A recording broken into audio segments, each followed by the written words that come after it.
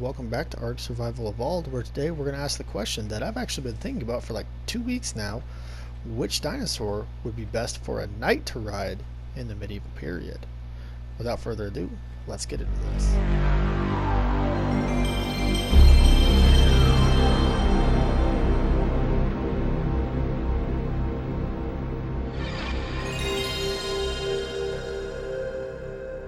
Out today because she's actually the first one we're going to talk about, and I'll talk about them here in just a moment. But I want to say a couple of things. I'm going to assume intelligence. Every animal on the list, we're just going to assume is intelligent enough to, for a knight to have at least some control. As far as intelligence goes, we'll be, varying how much control based off of its intelligence, but we're going to assume that a knight that every dinosaur is at least somewhat smart enough to control to some extent. And like I said, as we go on, we'll talk about how much and bonding and all that other thing, all those other things that involve going into with a mount and all that thing, all that sort of thing. Another thing I want to briefly talk about is flyers are just completely off the list. No animal in history ever got big enough for a human to ride on its back. The closest one would have been the Quetzalcoatl, but there is some there's some discussion. A professor out of Texas Tech University in Texas has made the suggestion, and honestly it makes the most sense. A Quetzalcoatl probably could not fly necessarily. It could probably glide. It would probably only be able to glide because it just takes so much energy to actually take off. And the Quetzalcoatl was the size of a giraffe. It's not just flying away. And almost any other animal, almost every other dinosaur was significantly smaller than the Quetzal. So that being said, let's get into this the list. If I want to go from best to worst, I'm sorry, not from best to worst, from worst to best, and talk about which ones I think would be the worst and which ones would be the best. Now, to start off, guys, I'm sure there's a lot of you who are probably automatically thinking, well, I praised the Utah Raptors so much in the last one. The Utah Raptor is an obvious choice. And I gotta say, no. In fact, I think this would probably be the worst choice. One thing to know about at least the raptor genus of dinosaurs is they had hollow bones. So I don't know if Utah Raptor, even, which is probably the largest of the raptor genus, I believe, would be able to carry you. Like, here, obviously in the game, I'm able to get on, it's able to run. At the very least, I think that even if you could ride on it, it likely would not have the strength to move at the speeds that we see it moving here. And one of the other things is it's certainly not going to be all the things that I praised about a raptor, about the Utah Raptor in my last video, are going to, it's having a knight ride on its back it's not going to be able to do those things anymore. Things like pouncing, jumping, it's not going to be able to do those things in real life. Of course, in Ark, it's able to do them because this is a video game and we can make them do whatever we want. But in real life, you might be able to ride on it, but all the benefits of having a raptor, a Utah Raptor like this, would be gone. It would be out the window, so it wouldn't be able to do all those things. So actually, I think that as far as a mount goes, the Raptor is probably the worst. Now, that's not to say it wouldn't have a use. I think in medieval combat, I think one of the best things that you could do is if you could train them, I would have like a pack of raptors, go out with me, kind of like a pack of canines. I would use them to like stalk and hunt enemies and like just rip them off of their mounts, rip them right off their horses. Man, that would be dangerous, just pouncing on them, luring them into forests and just having these guys just pounce on them from out of nowhere. That would be really cool and really dangerous, and that's how I would use raptors, but I really doubt you would be able to mount them. And if you could, like I said, all of their benefits would be gone, so you wouldn't be able to do that. So raptors in last place. We have sauropods of any kind. Now, I know there's a lot of you who are maybe disappointed by this one, or don't understand how a sauropod. I mean, just look at this Brontosaurus here. It's massive. Like, how could this not be great on a medieval battlefield?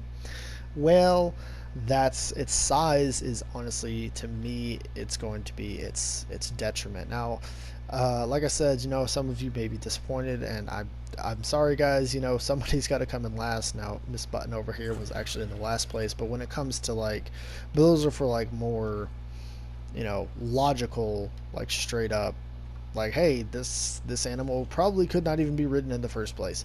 Um, as far as sauropods go, uh, part of the problem that I would have with sauropods is, while massive and they could probably like get on their hind legs and push down a stone wall, uh, possibly, I don't know. I mean, they knew how to build castles. Castles were pretty strong. I mean, I don't know if even a large animal the size of a Ark Brontosaurus. We've discussed in the past how the Brontosaurus is about the size of an Argentinosaurus, which, as far as we know, is the biggest sauropod to have ever lived. I don't even know if that could really push over a castle that way. It might be able to, but I don't know. But for the purposes of this video, we'll assume that one could. Um, one of the problems with them would be is well, let's just hop on its back and I'll show you. Uh, this is accurate. It's a slow, lumbering animal. It is so slow. As you can see, guys, this thing is slow. It's even slower backing up. While I think on a battlefield, with one massive swipe of its tail, if I just did a huge swipe just like this, it could take out a ton of enemy knights, and its size would of course be massive help on battlefield, probably scaring away enemies. Just its size alone would probably scare away enemies. It would scare away enemy horses, and its tail just sweeping across. The problem I have with sauropods is a massive weak spot right there, the neck. It's just too much of a vulnerable spot. They're slow, they're lumbering. It wouldn't be hard for enemy knights, or just enemies in general, to shoot it in the neck, and that's just the thing. It would only take only one arrow to penetrate the esophagus, and the thing would start bleeding out. It would start coughing, it would start choking, and unfortunately it would collapse and of course die. And this is true of all sauropods. This is, while massive, and while sauropods are honestly my favorite dinosaur is actually the Brachiosaurus. I just love them. I love the way they look. And Diplodocus is another one of my favorites. The same still applies. This long neck. It's just such a weak spot. Enemies could, they could shoot them with arrows. I mean, ballista turrets. Those big, large crossbows called ballistas. You could shoot them with those, and they're so slow, so lumbering. You could probably, even if you got a good shot with a treb, with a catapult, you probably hit them. And I mean, even a beast this big is probably not going to survive a ballista or a catapult or a trebuchet. If it hits it on the back, if it hits it in the head, hits it on the neck, it's just gonna die. Break a leg. If a beast this big, I mean, we know horses, if they break their legs, they're dead. You might as well just kill it, because it's never going to walk again. You're basically gonna have it's not gonna have a life anymore. And that is true of a beast like this. If you hit it in the leg with a catapult and a rock, it's going to basically put it out of commission, and it's going to kill it. So sauropods are unfortunately in the second worst slot for dinosaurs in a medieval mount. Alright, guys, and at the third to worst, we have theropods and any other large mega carnivore. Now, I know there's probably a lot of you that are really banging your heads on the wall. You're just face palm saying, what? How could this not be one of the best dinosaurs to use in the medieval period? Look at them. They're massive, they're huge, they're amazing. We love them. Well, that is true, and they are massive, and of course, a single knight could not handle a T-Rex. It could probably not handle a Spinosaurus. It would not be able to handle, well, we'll talk about the theory in a minute. Um, that all being said, though, they share the same problems that we just discussed with sauropods, their size. And even though in Jurassic Park we get the line, that we clocked the T-Rex at 35 miles an hour. No. T-Rex was not moving at 35 miles an hour. I would be surprised if the thing could run at 10 miles an hour. And that's with using a lot of stamina. T-Rexes were large. Some say they were scavengers. I personally doubt that because you don't get to this size off of scavenging. But it was more of a fighter than it was a runner. That being said, of course, the Tyrannosaurus, while on a battlefield, situation, it might be not so bad. You could come in. Dinosaurs did not roar, despite again Jurassic Park, Ark, they did not roar. But if it came in onto the battlefield, or if it was assaulting a castle, again, same problems. Even the mighty T-Rex is not going to survive a ballista. The Spino will not survive a catapult hitting it on its spine, and I actually have a particularly high problem with a Spinosaur, the Spinosaurids, because I've frozen a little bit. There we go. The Spinosaurids have this massive, massive weak spot. In fact, there's some concern that even in their time period, as fantastic as a lot of people seem to think they were, I'm not really a big fan of the Spino, but as fantastic as a lot of people seem to think they were, Dinosaurus, which was another T-Rex-like animal, a theropod, very much like the Tyrannosaurus, would bite its spine and break its spine, and it would do some serious damage. We don't really know what the spines were used for, but that is a huge weak spot for the Spinosaurus. Arrows being fired into it, catapults, it's just such a big target. The T-Rex has no strong weaknesses like that, but it does. It would be large, and again, we have a situation where it's somewhat lumbering, which of course would be a problem. Fairly easy target there. I have a particular problem with the Therizino because of how its stature is. Most dinosaurs we now know kind of stood horizontally, like our T-Rex friend over here. Therizinos, though, our research definitely suggests that they stood upright like this. And the problem I have with this is you really can't see over its head. But moreover, it does not have the bite that its cousin, the Tyrannosaurus, does. And believe it or not, the Therizino and the T-Rex are, yes, they are in the same family. They are both theropods. Only the Therizinosaurus, as far as we know, is the only herbivorous theropod to ever exist. So there's a fun fact for you guys. But overall, it's got these huge claws, and I know there's a lot of people thinking, man, those things are cool. I'd love to see them.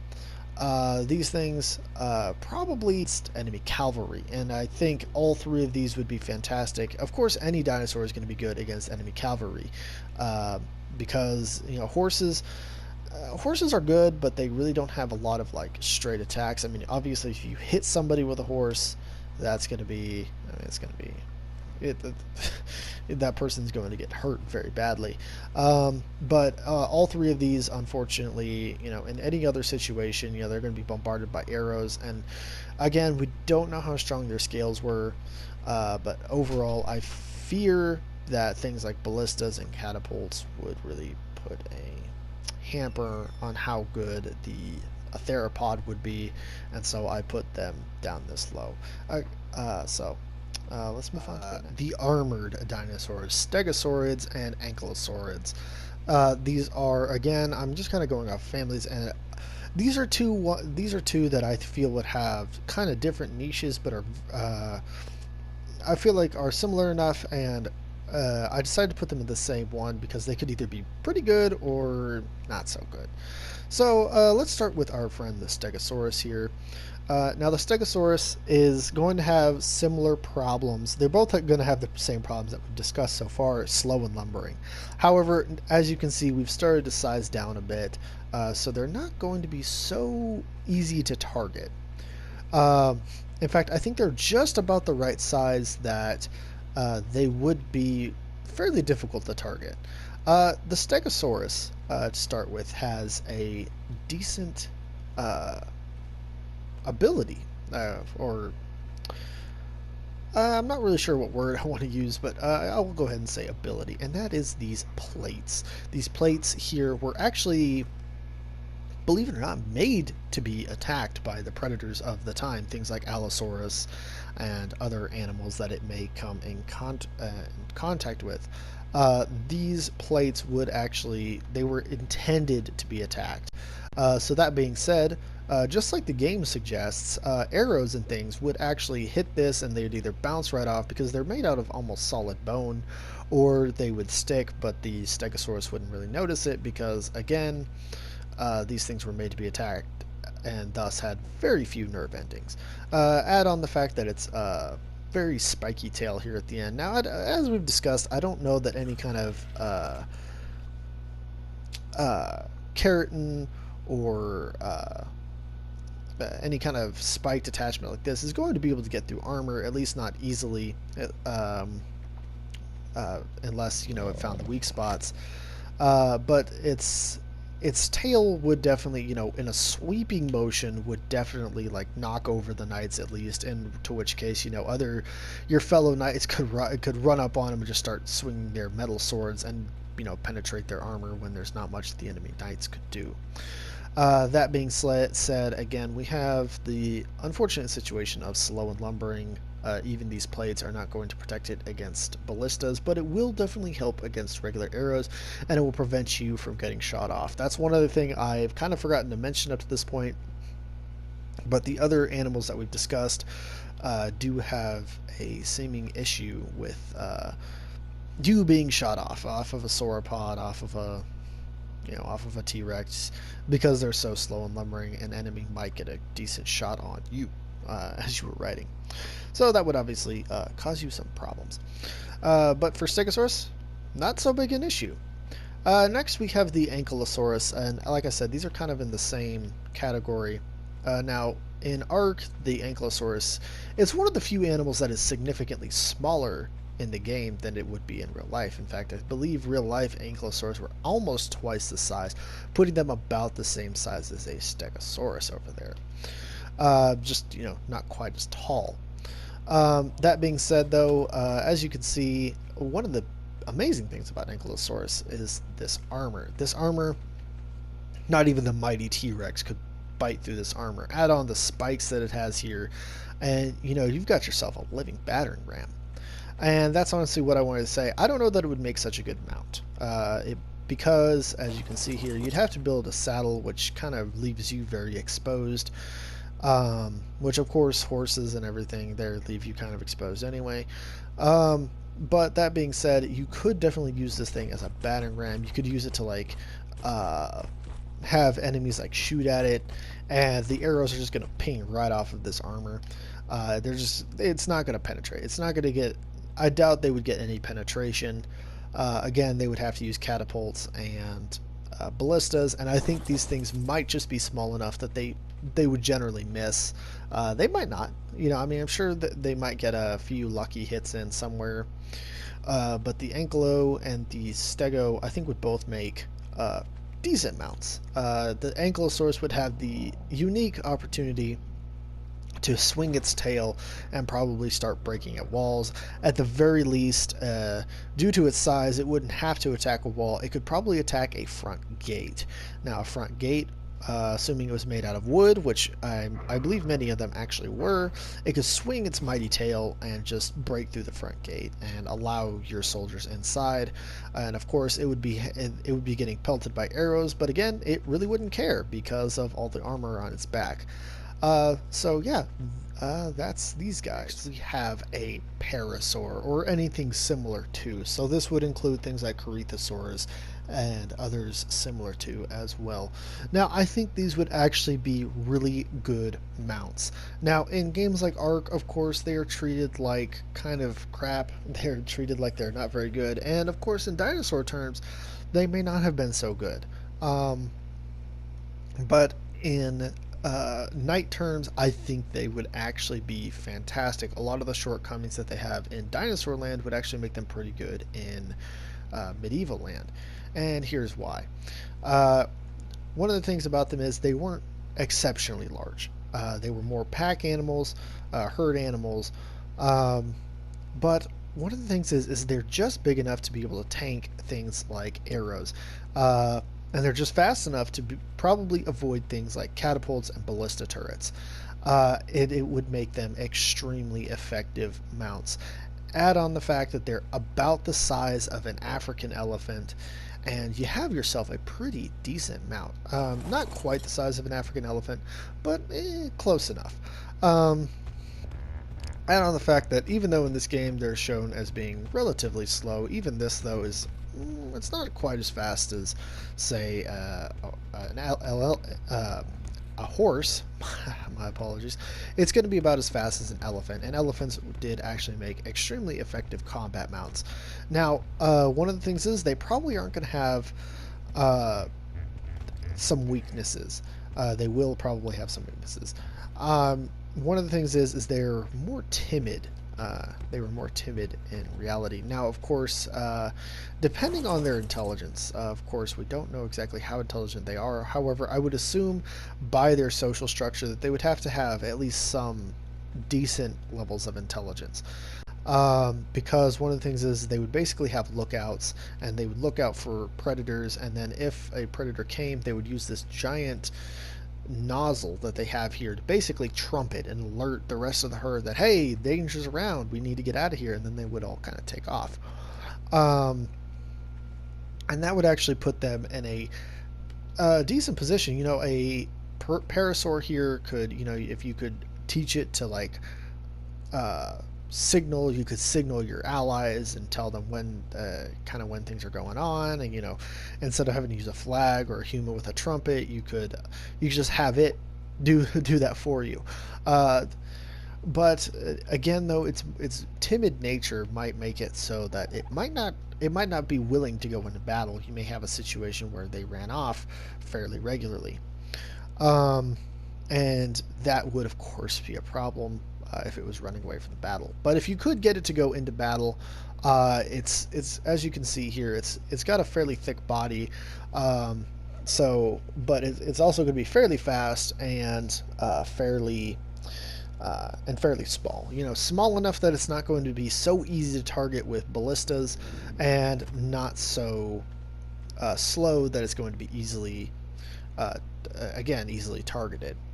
Um, and it's going to be just small enough that you could probably use large spears and things on the back of it, you know, to go ahead and hit your enemies. That is the one problem I would have with it. It's got no real offensive options itself, but then again, neither do horses.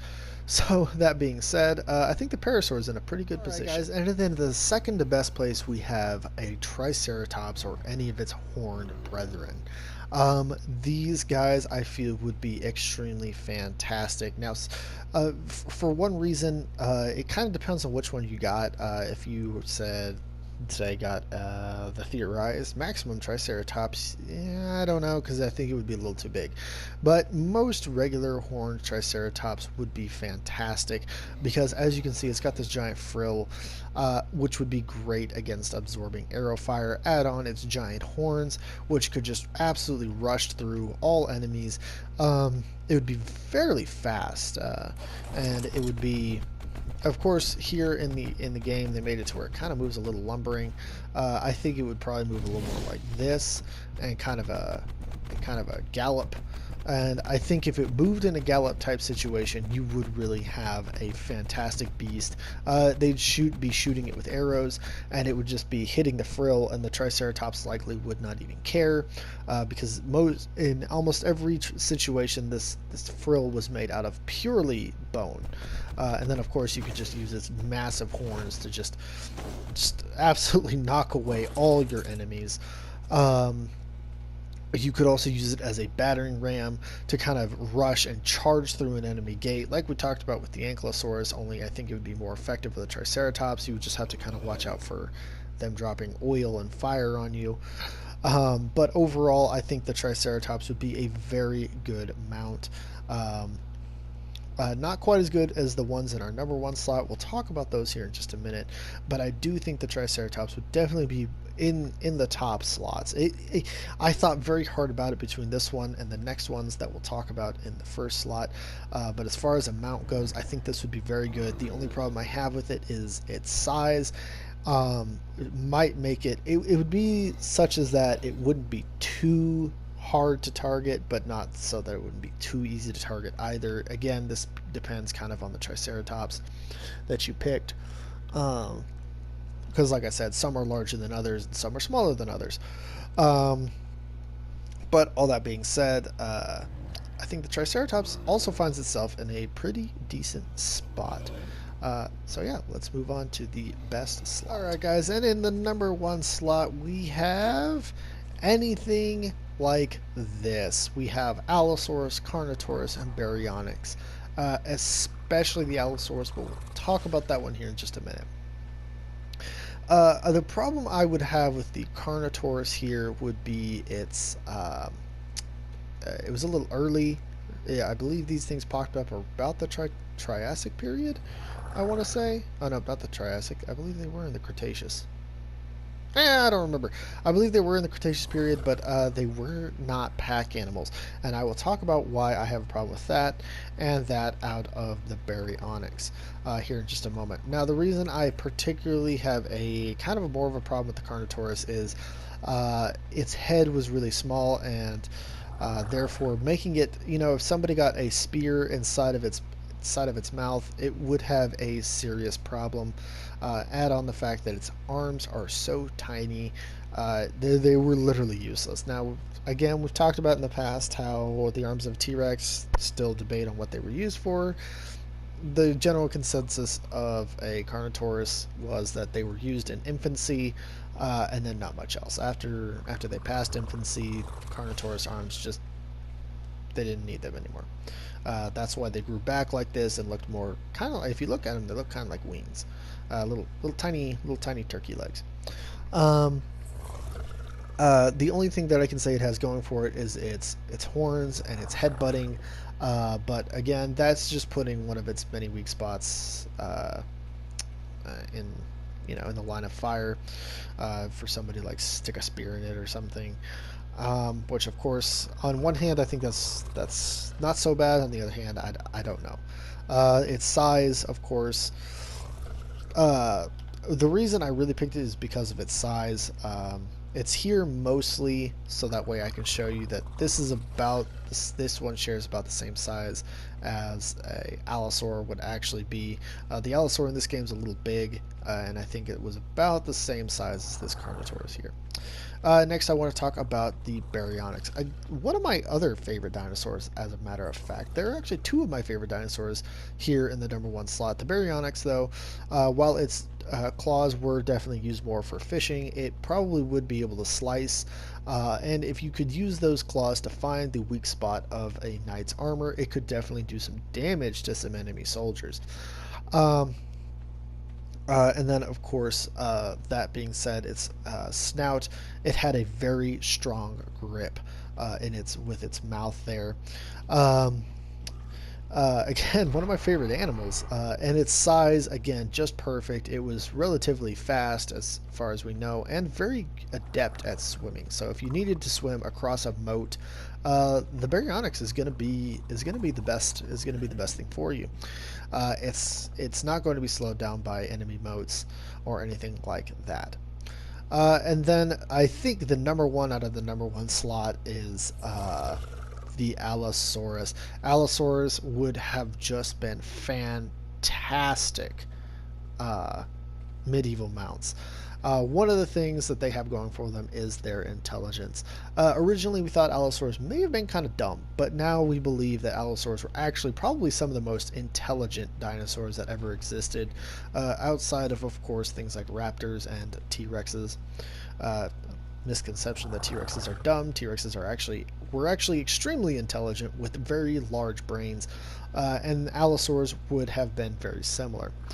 While possibly not as smart as raptors, they would have definitely been smart. They were definitely smart enough to have pack tactics, which, as we all know, moving in a pack is actually, especially if you're a carnivore, actually requires quite a bit of intelligence. Actually, it's not something that you can just kind of be dumb and still get away with. Allosaurus would have been fantastic for this, and I feel like, as I was talking about their intelligence earlier, sorry, my remote's a little broken, so sometimes I just keep going this way. But their intelligence, while their bite force is only about that of a lion, I mean, that's more than enough to kill a human, so that's all you have to really care about.